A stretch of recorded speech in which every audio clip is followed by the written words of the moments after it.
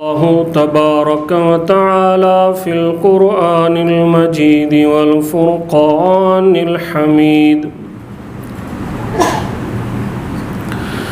أعوذ بالله من الشيطان الرجيم.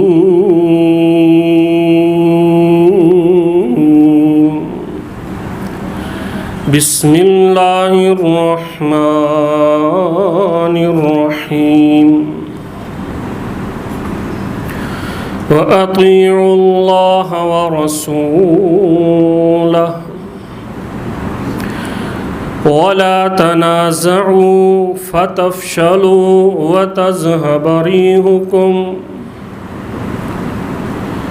واصبروا إن الله مع الصابرين.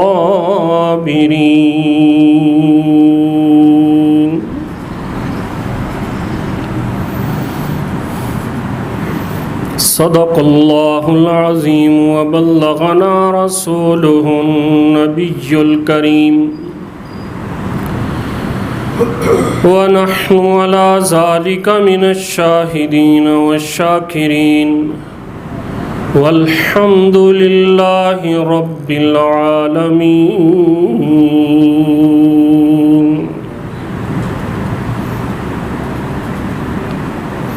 ہر قسم کی حمد و ثنا کے لائق اللہ ذوالجلال والاکرام کی پاکیزہ مقدس مطہر معلی ہستی ہے، جس اللہ کریم نے ہم سب کو پیدا فرمایا ہے، ان گنت لا تعداد درود و سلام کے لائق آخر الزماں پیغمبر سید الاولین والآخرین شفیع المذنبین رحمت للعالمین احمد مجتبیٰ محمد الرسول اللہ صلی اللہ علیہ وسلم کی ذات اقدس. سورہ انفال اللہ تعالیٰ کا ارشاد گرامی، اللہ اور اس کے رسول کی اطاعت کرو، وَلَا تَنَازَعُوا، اس رستے کو چھوڑ کر باہم دست و گریبان ہونا، تنازعات کا شکار ہونا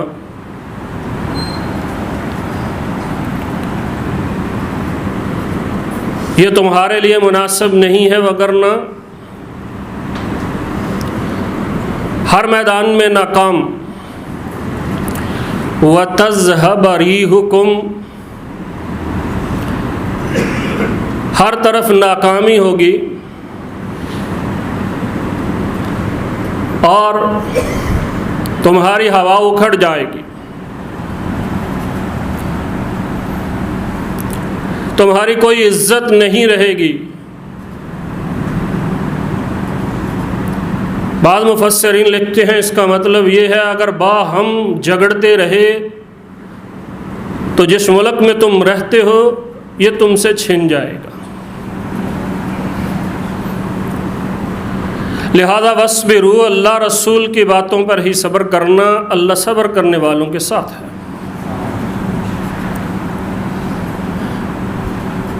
جن حالات سے ہم گزر رہے ہیں،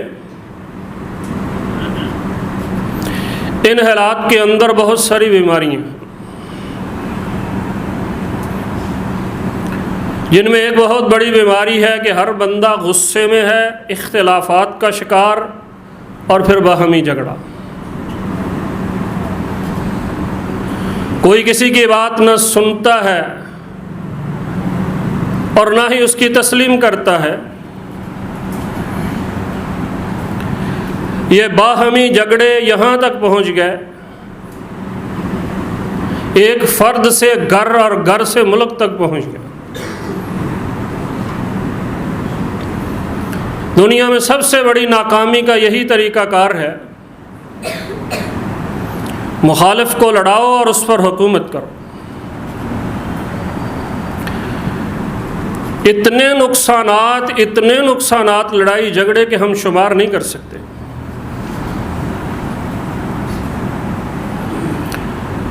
یہاں تک کہ نبی صلی اللہ علیہ وسلم نے ارشاد فرمایا، سیدنا عبادہ بن صامت رضی اللہ تعالی عنہ بیان فرماتے ہیں کہ پیارے حبیب علیہ الصلاۃ والسلام فرماتے ہیں، مجھ پر اللہ نے لیلۃ القدر کون سی رات ہے منکشف فرما دی تھی۔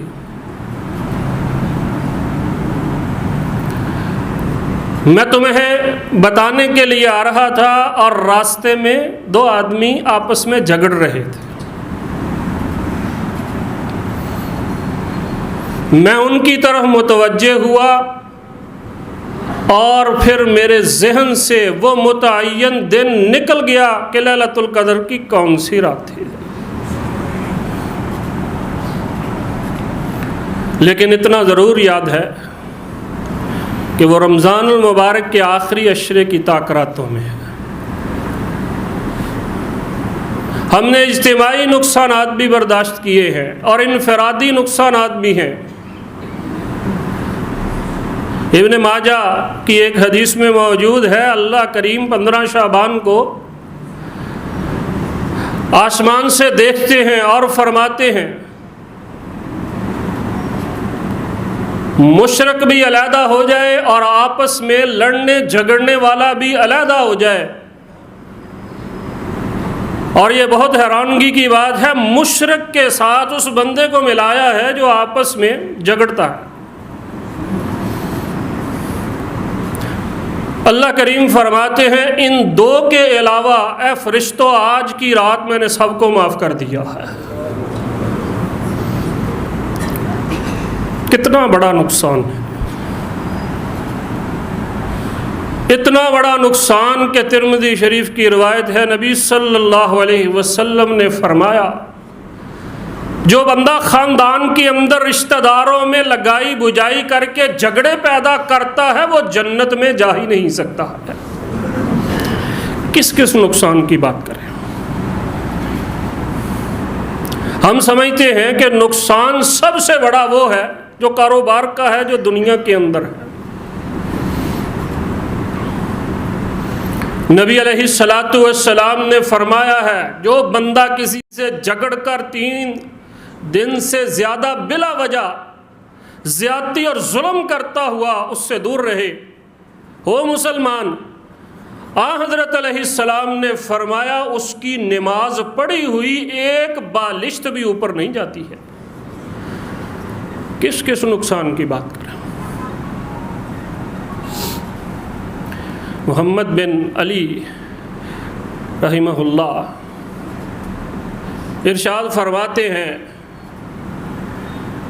کہ اس کا ایک نقصان میرے تجربے کے اندر بھی آیا ہے، اور وہ یہ ہے کہ جو بندہ کسی کے ساتھ جھگڑتا ہے گویا وہ شیطانی آدمی ہے، اور جو شیطانی بیماری ہوتی ہے وہ یہ ہے کہ اس انسان کے دل کے اندر ہر وقت سلگتا رہے گا، ہر وقت سلگتا اور آگ لگی رہے گی، یہاں تک کہ وہ اس کو بسم کر کے رکھ دے گی۔ اور امام جعفر بن محمد فرمایا کرتے تھے تم تو یہ نقصانوں کی بات کرتے ہو، میں تمہیں یقین سے کہہ سکتا ہوں جس کی عادت ہے جھگڑا کرنے کی، جھگڑے کی بنیاد کس پر ہے؟ حسد پر، تکبر پر، بغض پر۔ یہ ایسی بیماریاں ہیں جو بندہ ہر وقت جھگڑا کرتا ہے اس کے نامہ اعمال میں جتنے مرضی اچھے عمل کر لے ایک بھی نیک عمل باقی نہیں رہے گا۔ کس نقصان کی بات کریں؟ تو یہ شیطان ہے جو کامیابی کی طرف قدم بڑھا رہا ہے، جو اس نے اللہ کے دربار میں کہا تھا دیکھنا ان کو میں تیرے رستے سے ہٹا کر چھوڑوں گا۔ شیطان یوقع بینکم العداوۃ والبغضاء، یہ تمہارے دلوں کے اندر یہ ساری چیزیں پیدا کر رہا ہے۔ اور شیطان کبھی بھی ہمارا خیر خواہ نہیں ہے، کبھی بھی ہمارا خیر خواہ نہیں۔ علامہ عاصمی رحمۃ اللہ علیہ فرماتے ہیں جس نے شیطان کی طرح ذلیل اور رسوا ہونا ہو وہ ہر وقت کسی نہ کسی سے جھگڑتا رہے۔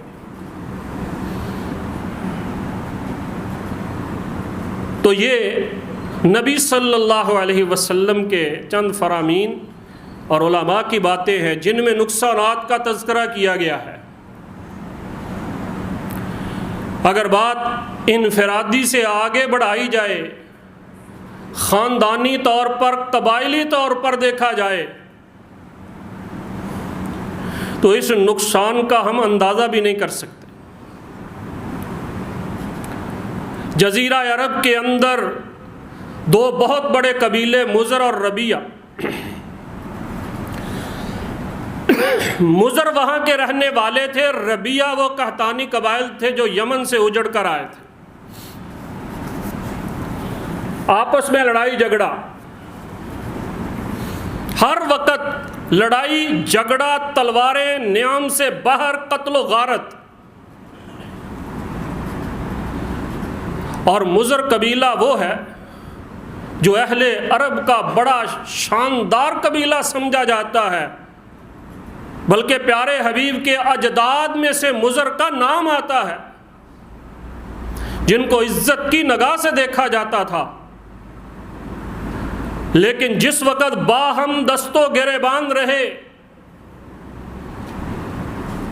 حضرت جریر بیان کرتے ہیں رضی اللہ تعالی عنہ، پیارے حبیب علیہ السلام مسجد نبوی میں تشریف فرماتے، آپ تقریباً چاشت کی نماز کے بعد مسجد نبوی میں ہی تشریف فرما ہوا کرتے تھے۔ کہتے ہیں اچانک سامنے سے کچھ لوگ آئے، اللہ کے رسول کا چہرہ متغیر ہونا شروع ہو گیا۔ وہ لوگ کون تھے؟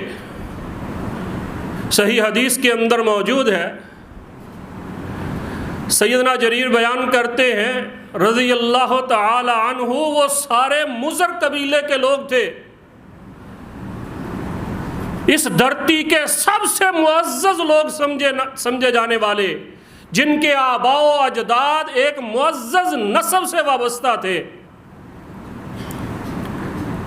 لیکن باہمی جنگ و جدل نے ان کو کہیں کا نہ چھوڑا، اور ان کے اوپر جو کپڑے تھے وہ کپڑے کیا تھے؟ وہ تو چمڑوں کے چیتھڑے تھے جس کے ساتھ انہوں نے اپنا سطر ڈھانپا ہوا تھا، اس کے علاوہ جسم پر کوئی چیز نہیں تھی، نہ جوتا تھا، نہ سر ڈھانپنے کے لیے کوئی چیز تھی۔ اتنی غربت، جس وقت انسان آپس میں دست و گریبان رہتا ہے، پھر اللہ سے گلہ نہ کرے کہ میں بہت غریب ہو گیا، میرے پاس رزق کی کمی ہے۔ نبی علیہ السلام اس مضر قبیلے کو دیکھ کر، جن کی دھاک بیٹھی ہوئی تھی، ربیہ کے ساتھ جنگ کیا کرتے تھے جو سال ہر سال چلتی تھی، نبی علیہ السلام نے ان کو دیکھا اور بلال سے کہا اذان دو، نماز ہوئی، خطبہ دیا۔ نبی صلی اللہ علیہ وسلم نے لوگوں کو صدقہ دینے کے لیے کہا، جو ہو سکا صحابہ کرام لائے، اور اس دھرتی کے سب سے بڑے نسب والے لوگ ان کے سامنے ڈھیر کرتے چلے گئے، حتیٰ کہ ایک آدمی ہاتھ میں بڑی سی تھیلی پکڑ کر لایا۔ نبی علیہ السلام وہ تھیلی پکڑ کر بہت خوش ہوئے، اور جس وقت آپ خوشی سے آپ کا چہرہ تمتماتا تھا، حضرت جریر کہتے ہمیں ایسے محسوس ہوتا تھا کہ 14ویں کا چاند اللہ کے رسول کے چہرے میں اتر آیا، یا پھر ایسے محسوس ہوتا ہے جیسے چمکتا ہوا خالص سونا ہوتا ہے۔ اللہ کے پیارے حبیب خوش ہو گئے اور فرمایا من سن فی الاسلام سنہ حسنہ، جس نے ایک نیا طریقہ اس کو تازہ کیا. ایک ہے بدعت، ایک ہے سنہ، اللہ کے رسول علیہ السلام کا دیا ہوا طریقہ جو اس کو نیا کرتا ہے، پھر لوگ اس کے پیچھے چلتے ہیں. قیامت تک جو اس پر عمل کرتا ہے، پہلا جس نے وہ کام کیا تھا، اللہ اس کو برابر ثواب دیتے ہی رہتے ہیں. وہ قبیلہ جو مضر کہلانے والا، جس سے لوگ ڈرتے تھے، راوی بیان کرتا ہے کہ کچھ لوگ آئے وفد عبد القیس کے، اللہ کے رسول ہم نے آپ سے دین سیکھنا تھا، لیکن ہمارے اور آپ کے درمیان مضر قبیلہ ہے، ہم ان سے ڈرتے ہیں، اس لیے ہم صرف حرمت کا کوئی مہینہ تلاش کرتے ہیں تاکہ امن کے ساتھ آپ کے پاس آیا جا سکے. نبی علیہ السلام نے ان کو تعلیم دی، اور تعلیم دینے کے بعد پیارے حبیب علیہ السلام فرماتے ہیں کہ اب واپس چلے جاؤ، جو پیچھے تمہارے لوگ موجود ہیں ان کو جا کر بھی یہ اسلام کی ساری تعلیمات تم نے دینی ہے.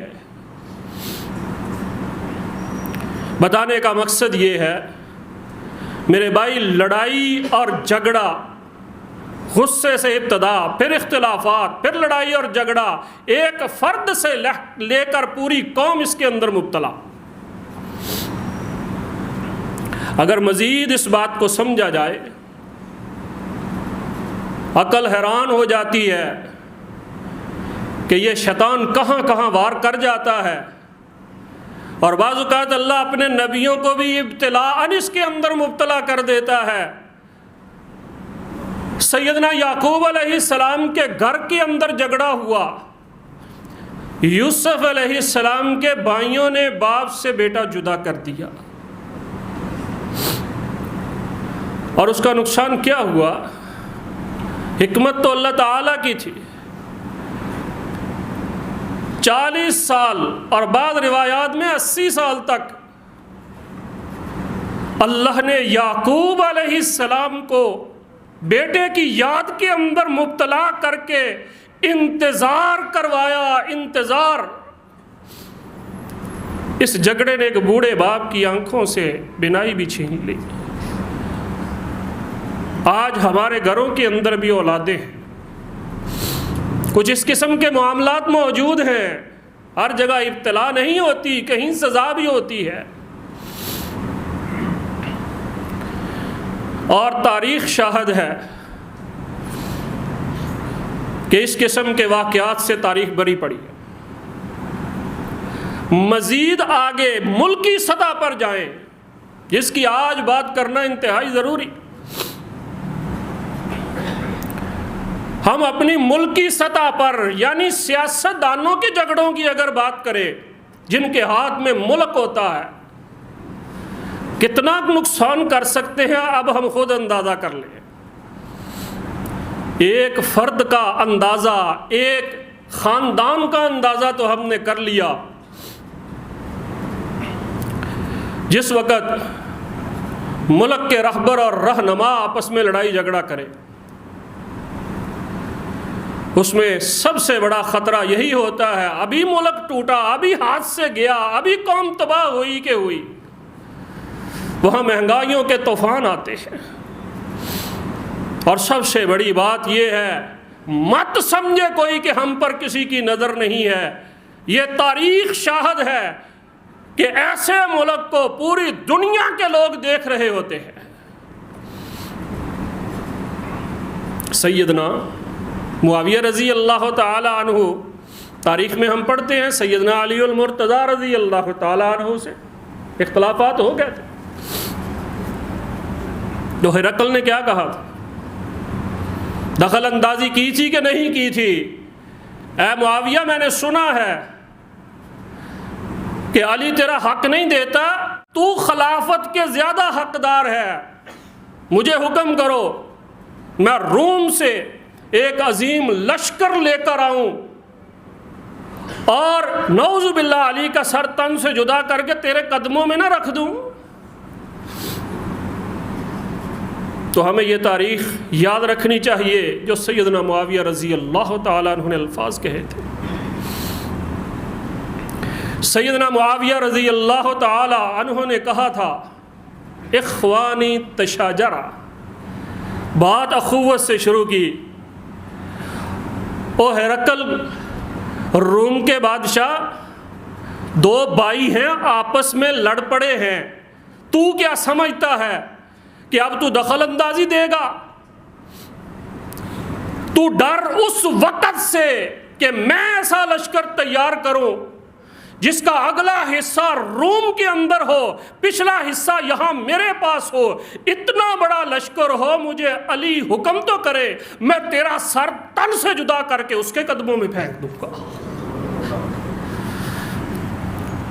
آج کاش ایسا ایمان موجود ہو، لیکن ہمارے حکمرانوں کے پاس نہیں ہے ایسا ایمان۔ کس کس کا تذکرہ کریں؟ وہ بغداد کا تذکرہ کریں جس کے اندر آپس میں لڑنے والے شیعہ سنی یا کسی اور نام لے کر آپس میں لڑنے والوں نے ہلاکو خان کو دعوت دی تھی، دعوت دینے والوں کو بھی نہیں اس نے چھوڑا، سب کی کھوپڑیوں کے منار بنائے تھے۔ تو میرے بھائیوں، سوچنے کا مقام یہ ہے کہ ہمارے جھگڑے اختلاف کب ختم ہوں گے۔ آج ایک بات کا تذکرہ کرنا اس لیے مقصود ہے، رمضان المبارک تو ہم نے اللہ کی عبادت کو درست کیا، دن اور رات کو اللہ کے سامنے سجدے کیے، اپنی عبادتیں درست کر لیں۔ کبھی ہم نے یہ بھی سوچا ہے اللہ نے 4 مہینے حرمت والے ہمیں اس لیے عطا کیے ہیں تاکہ ہم آپس کے جھگڑے ختم کر لیں؟ یہ بھی دین کا معاملہ ہے، قرآن کے اندر لکھا، آپس کے اندر کیے جانے والے ظلم ختم کر لے، ایک دوسرے کو معافی دے کر ایک دوسرے کو سینے کے ساتھ لگا لے۔ آج ذی القعدہ کی 3 تاریخ، ذی القعدہ سے شروع ہونے والے یہ 4 مہینے ایک فرد کو بھی شرم دلاتے ہیں، خاندان کو شرم دلاتے ہیں، اور وقت کے حکمرانوں کو شرم دلاتے ہیں۔ کم از کم وہ جاہلیت والے جو بد امنی کے خوگر تھے وہ بھی 4 مہینے آپس میں نہیں لڑا کرتے تھے۔ اشہر حرم، حرمت والے مہینوں کے اندر فلا تظلموا فیہن انفسکم، اور جتنے ظلم کرتے ہو رک جاؤ، جتنے جھگڑے کرتے ہو چھوڑ دو۔ وہ لوگ جو ہر وقت لڑتے رہتے تھے لیکن اس مہینے کے اندر اگر اپنے باپ کا قاتل بھی قریب سے گزرتا تھا اس کو اف بھی نہیں کہا کرتے تھے۔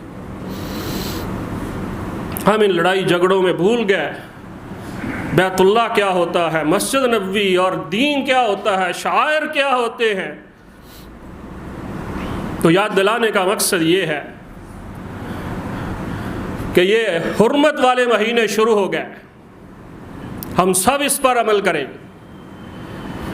جس طرح ہم نے عبادت کو درست کیا ہے 1 مہینے کے اندر، ذی القعدہ، ذی الحج، محرم اور ایک رجب، یہ 4 مہینے اللہ نے ہمیں دیے ہوئے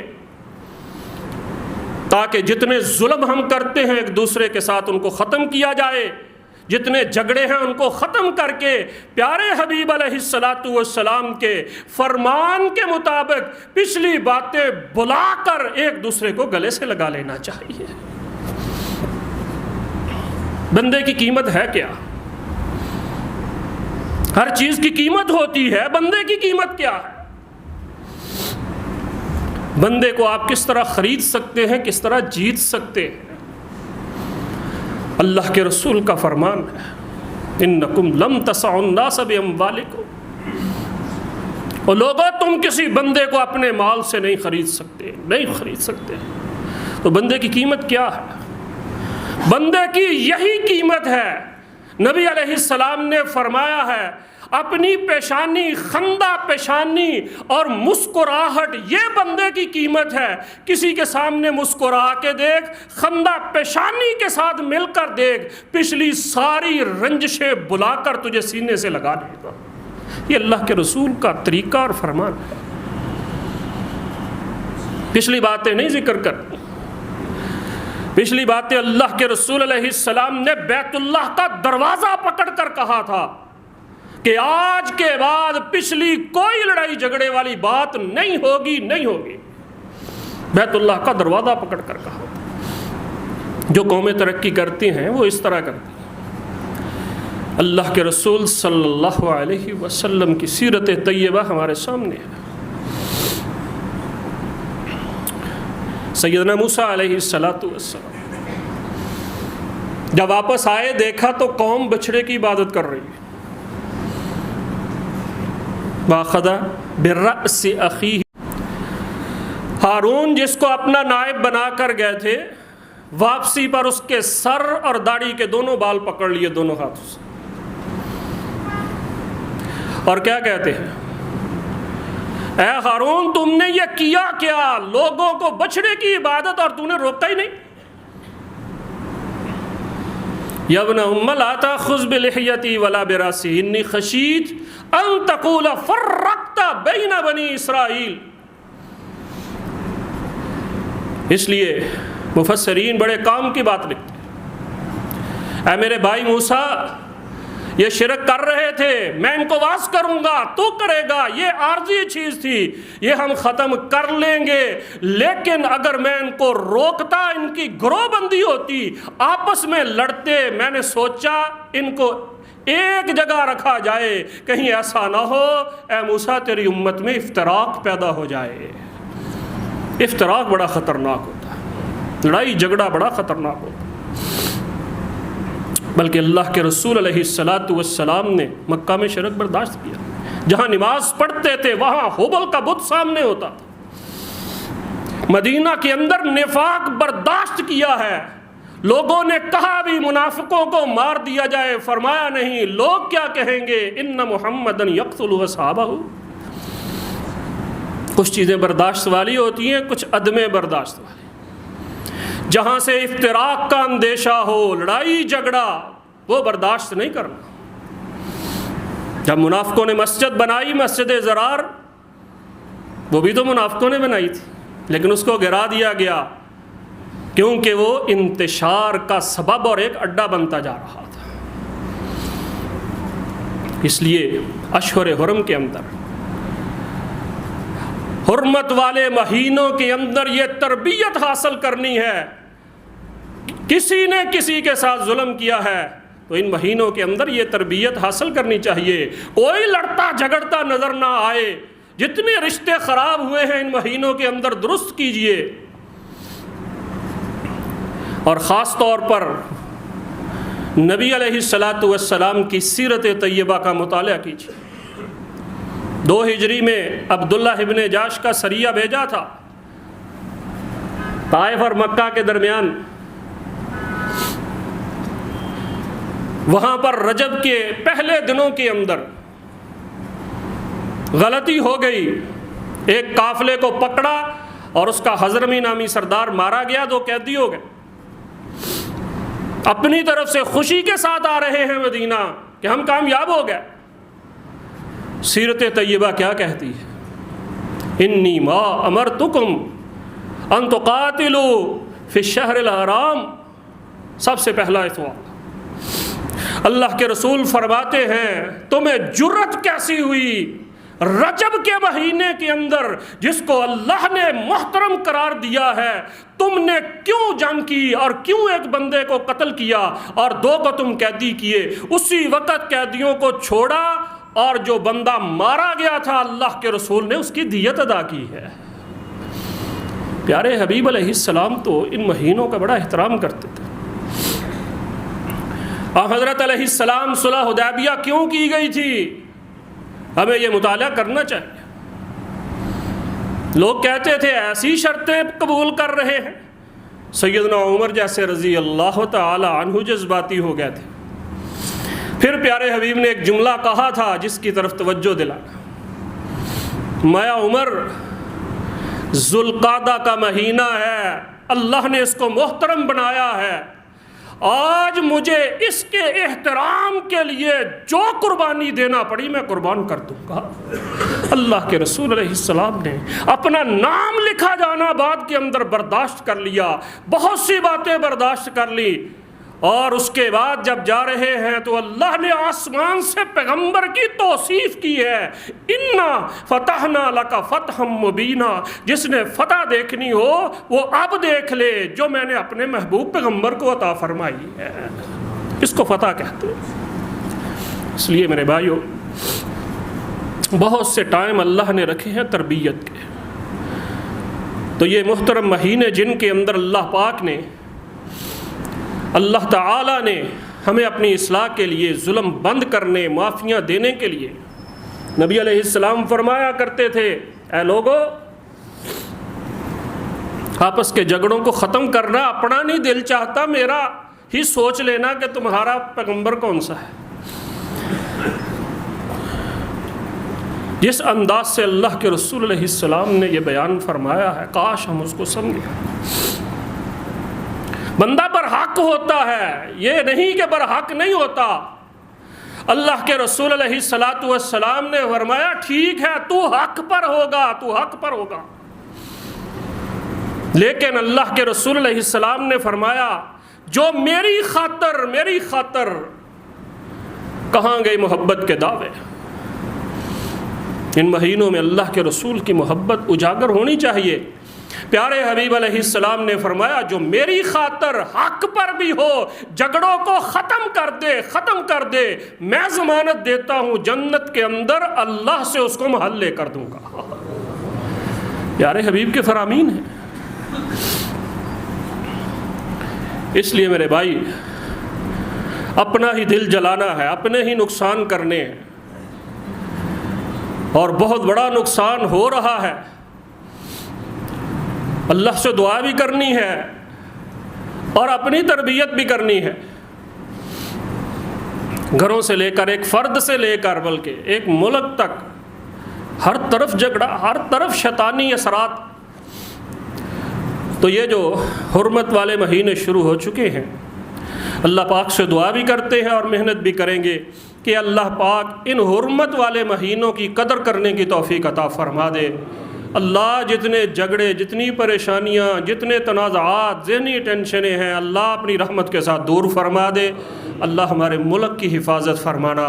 وآخر دعوانا ان الحمد للہ رب العالمین۔